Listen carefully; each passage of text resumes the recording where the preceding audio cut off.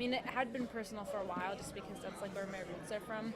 But like when you lose somebody from your family, somebody that like and you know they were like their life was taken from them in a very unjust manner, um, it is very disheartening. And then it just gets like really frustrating when the rest of the world's like, oh well, life goes on.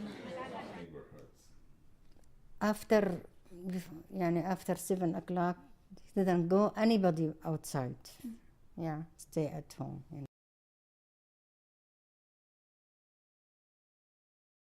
We found out that he was accused of protesting against the army and was part of the opposition, even though he wasn't. But I think it's just irrelevant to the story, but kind of scary to see that was just like his accusation, and it was a false accusation as well.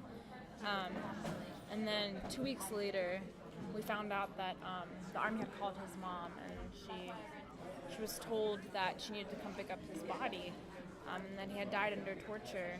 I watch, listen, and read to a different news media in different languages.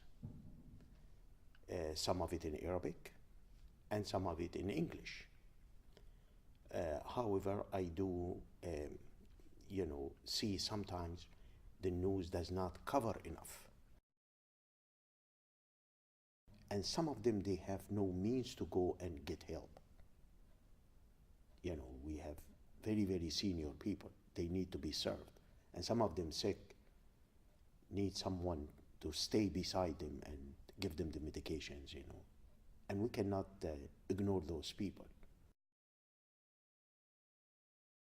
Yeah, we live in the mosque, until like 2 months, 3 months, yeah. And I was born in Damascus to Palestinian family, as you heard from my mother. So basically, we were considered a refugee. We always, really sort of, in a way, second-class citizen. يعني أنا until now I mad يعني لا. Sure, in Syria is not war. The same thing happening in Syria, happened in the early 80s.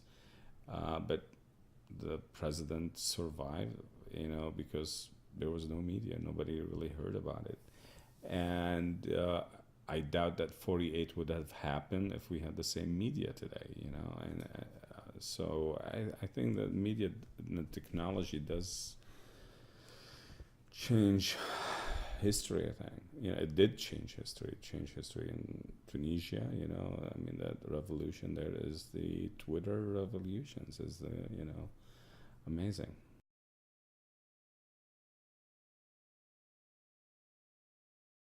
Then in March of 2011, when that was like when the Syrian conflict first began, he became very, very outspoken about what's going on there, and he became involved with the opposition group that's outside of Syria, that's supporting the opposition group in Syria, and he chaired the Syrian National Council, so he'd be like their spokesperson as well. He'd go to a lot of the media outlets and talk about what's going on in Syria.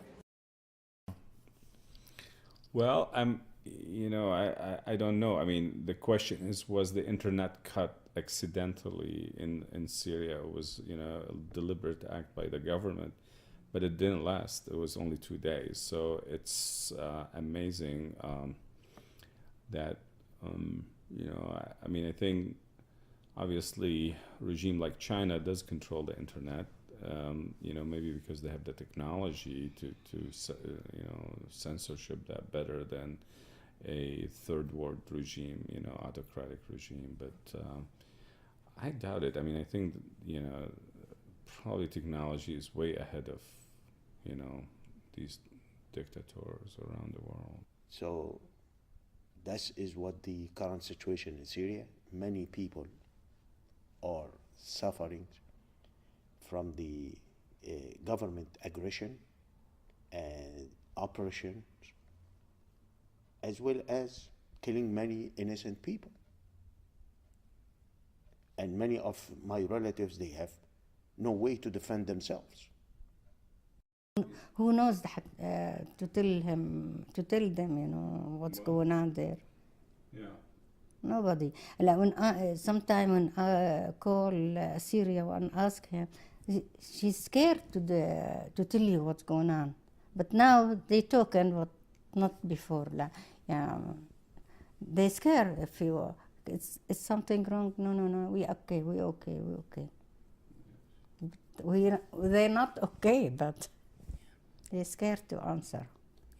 And I do pray that the conflict will be solved very soon. That's how I think, praying for the conflict to be solved very soon.